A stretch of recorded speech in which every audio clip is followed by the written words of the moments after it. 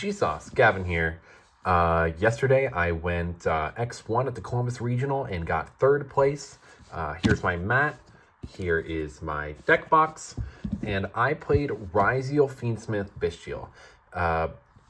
If you guys follow the channel, you know that I was playing more pure variants recently. But I was playing a lot online and got some games in with my friends. And I noticed that the Fiendsmith version just did a lot more. And I'll go over it in the deck profile. I really like the Ryzeal cards. I really like the Fiendsmith cards too. Again, if you followed the channel, you've known that I've been on a lot of Fiendsmith decks. But I wanted to try this out yesterday, just a test for Orlando, and it ended up being really good. So let's get into the profile. In the list, I played Triple Ice. This is the best one you want to start off with. This is actually what kind of makes the whole deck work. If you get access to this card, you can do really whatever you want. And it was very, very nice. Next, we have 2 Sword. I'll also show I'm on 2X'd. So you don't really want to open these, and you don't really want to like brick on them. You want to play a smaller count just because Ice is broken because you can lead it and it puts you into the Fiendsmith engine, where Sword and X you can't, which are still fine. Like if you play like it's pure Ryzeal, you can still end up winning a lot of games. If you know how to play pure Ryzeal and you go into this, the learning curve is a little steeper, especially with like learning how to bridge everything. But everything's like easy enough. The issue is that these lock you. So seeing these in your hand over this is slightly worse, but still being extenders are very, very fine. Because you can still get into the Fiendsmith engine without these. And then 1 Node. Node just being able to revive stuff. There's a lot of cool plays you can do with this and the Fiendsmith cards and with the Bystial cards. You can just send the extra ones you have on field to the grave to just keep recurring stuff so you don't have to neg yourself from hand. So yeah, very, very good. I would not change the ratios. And I didn't really run out all day either. Next, I was going to show the hand traps, but let's instead go into the sub-engines. So I played the Bystial engine. I have thought this engine was broken for a very long time. This is actually what made me think Pure was good for a very long time. But then what I realized was I was winning with Pure because this just gave me another push. And what you want in this deck is just have infinite pushes. If they hand trap one part, you just keep pushing through it. And there are times that this deck can just kind of play through everything. And there's a lot of times too where you can just set yourself up for a grind game that can't beat you on. That's what makes the Bystial very good, is because like it never feels like you're truly out of it. You can always come back in. Also, just like the little mini synergies, like you can have this on field and then you can use Node to send it to bring 1 back. Especially with Ice too, you can always special Ice by sending your extra bodies. And just infinite Magmuts is very nice too. So yeah. Oh, also strangely enough, a lot of decks, let me come back to these, are playing Fiendsmith as well. So having these are very nice because you can just hit their engine on your turn, because you can use Lubellion. Lubellion being very good as a board breaker too, because you can pitch it to play around their Bystials. And you can also pitch it so that you can end up outing their Requiem. That was very good all day too. Next is the Fiendsmith package. You play Triple Engraver because it's a searcher, and you just want as many in rotation as possible. There were a lot of game states where I felt like if I played less than 3 of this, I don't think I would have won. Of course, you can play 1 or 2, but I feel like if you want to optimally play through a grind game, you need 3. 1 Lacrima. Lacrima is very nice, just being able to set up disruptions like Paradise, and just always getting you into the Fiendsmith engine with Engraver. You can also do a line where you go into Agmunde, bring this out, and then a full combo with Desiree Engrave, and that's also very nice. 1 Lurie. All you need, this is the only Light Fiend extender you need as well. Just pitch it off of tracks, and you can just always normal summon it and go into combo. Oh, these are also very nice because the Bystials are level 6 Darks, and these are this is level 4 Light. So you always have access into Chaos Angel. Chaos Angel is like your mini boss monster. You can always go into a mini game off of it because they can't out it. You can't out it, so you just kind of sit there and just out advantage each other. Next are the non-engine cards. We play triple Ash Blossom, triple Nib, triple Gogurt, triple Effect Veiler, triple Fuvalos, and triple Infinite Impermanence. Now, the reason why we play all these is because, well, let's start off with Fuvalos. You want to play Fuvalos because, one, it's a 4. I made a duo drive with Fuvalos and Lacrima at some point in the tournament. That was really funny. It's also very, very nice because you can just draw through your deck. So half the time, like, this card's not going to resolve, but you main it so that you can just pressure them and you can get out a piece of interaction they can have.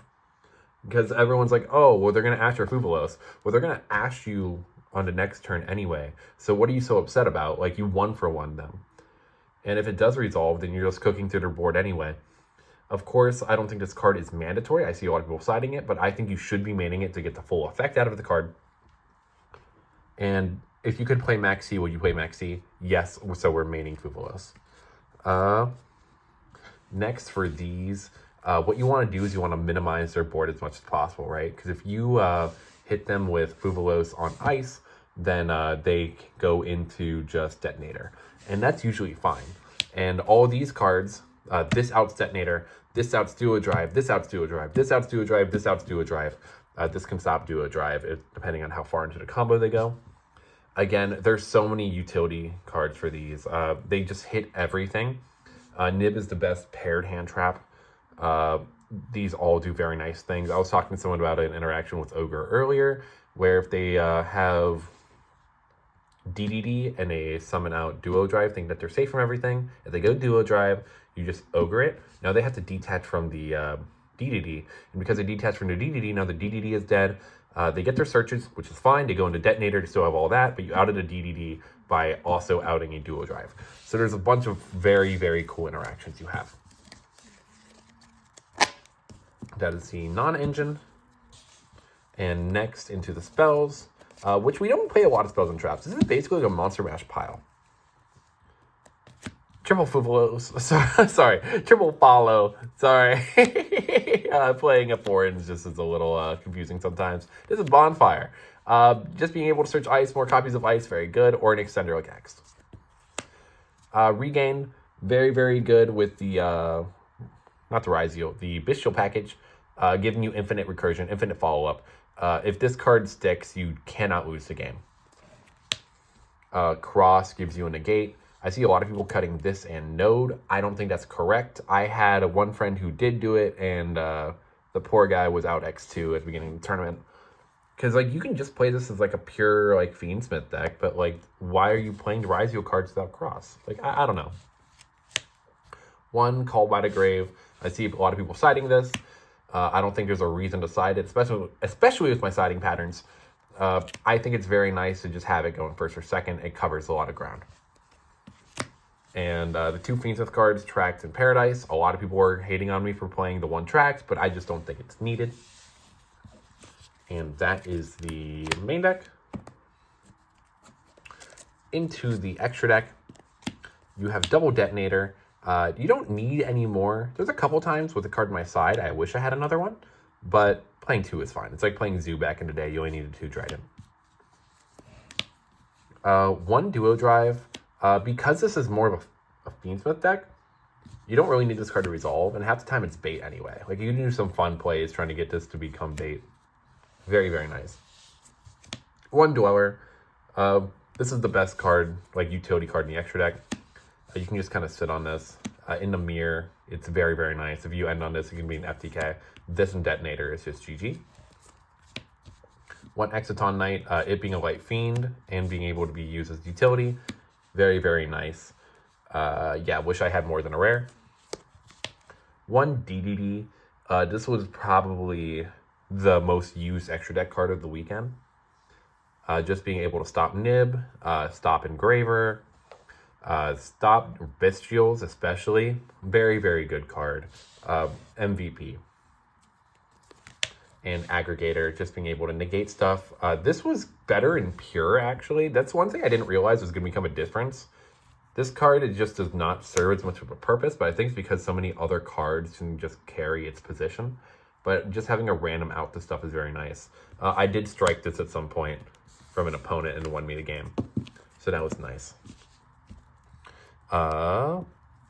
Into the links, we have one Requiem. They printed a link 1 and just happens to be the best card in the deck. Who would have thought? One Closed Moon to get you into Requiem with your Bystials and other cards like Nib. One Sequence. This card is crazy. One Agman Day just so you can give you random push lines. Also just very, very nice, giving you a free body and a send off of Node. And Ice.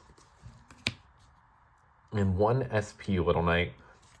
Card's crazy, especially with the Fiendsmith cards. I didn't summon it this much this weekend, but there have been times where this card just comes up a lot more than you would expect. Just those game states don't happen as much as I thought they would. But I wouldn't cut it. This card is crazy. Oh, this card is also crazy with Regained. There's a lot of times where I had a Regain set up, but I didn't have a way to banish. So I'd set up SP Little Knight specifically so I can get draws and out problem cards.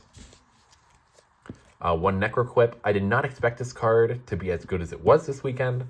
Just sitting on it and getting free draws is very, very good. I underestimated this card when I played Yubel.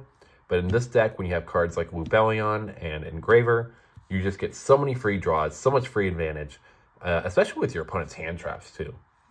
Would never change. This card is nuts. It needs a holo. One Desiree. I also underestimated this card. I don't think I summoned this card as much, but the amount of times I ended on DDD with Desiree was very, very nice. Very good utility card. Crazy card. Makes the Fiendsmith package worth it. And then lastly, the other Fiendsmith boss monster is Chaos Angel. Angel does so much. Being able to just become a towers that just banishes stuff. Very, very nice. I don't know if I said it in this deck profile, but the mini game for this never came up. But if you are ever in a mini game situation, Pure has like no out to this card, which is one reason why I'm kind of glad I switched to this. Because what you do is you go into Agman Day with Desiree, and you just keep hitting. Because if they put this card in defense, this card pierces. Well, pierces. And that's the extra deck. Next, onto the side, we're playing Triple Ansia for Malice. And 2 2-ofs of Phantasme and Bell. I kind of wish I would have played more Phantasme. This was mostly like the best card in the extra deck or side deck. And Bell was okay, but I just wanted another card that was coverage. I wanted as many cards that did something into the Malice matchup as possible. 3-ofs might not always be the best for that, but just being able to see different cards is what makes it very, very good. Because you just want to hit them as early as possible. It's like clicking yes on a simulator. You're just like, and it just works. You don't want them to go into the extra deck at all. So if you just stop them from playing in general, that's usually fine. But yeah, very, very good cards. I would not change it. It just works out with the pattern. I side out the Bystials, which is 7, and side these in going second. Oops.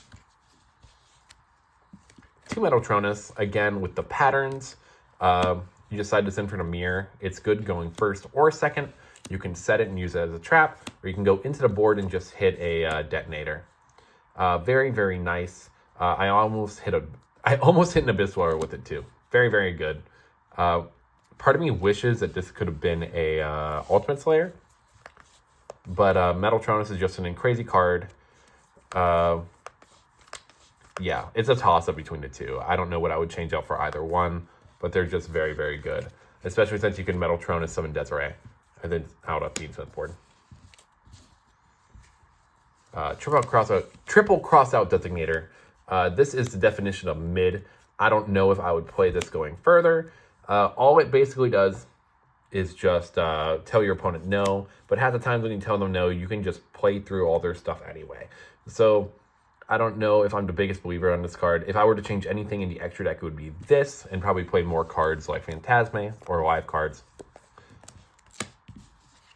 And then Triple Strike. Just being able to tell your opponent no is very good. Judgment's fine, but the issue I have with Judgment over Strike is that Strike hits mostly what is important. So since this deck is mostly a Monster Mash, it's a lot better to hit their engine than to hit their non-engine. And also being able to Solemn Strike cards and effects like Aggregator is very, very nice. You can't Judgment Aggregator, but you can strike it. No Perulia. I didn't think Perulia was needed. Half the time, if they knew what they were doing, they play tested against it. You just realized that that card wasn't that good. Another thing that I thought was fine was, I heard someone talking about this. Triple Tactics Talents. In all my lists prior to this, I was playing like at least 2 or 3. I didn't think the card was mandatory today. I just wanted as many hand traps to tell my opponent no. And I thought the hands where I opened up hand traps were a lot better than the hands where I saw like a hand trap and a talent. And I just realized I didn't need the talent going first. So I just thought this was a lot cleaner and fit my play style better. But those are 2 cards I would suggest. But yeah, this is my Fiendsmith Ryzeal deck profile. Thank you guys so much for watching. I'm so glad I was finally able to kit an in-person top 8. I have a lot of other tops as well, but they all were online and people were like, okay, it doesn't count. I'm like, okay, well, I can do it. I'm not bad. I promise. I have some results. So yeah, thank you guys for everyone who supports me. And if you guys want to see more videos like this, please let me know. I can give more in-depth Ryzeal stuff if you guys would like to see. Just let me know what you guys want to see in the comment section down below. And yeah, thank you guys so much. Have a great night.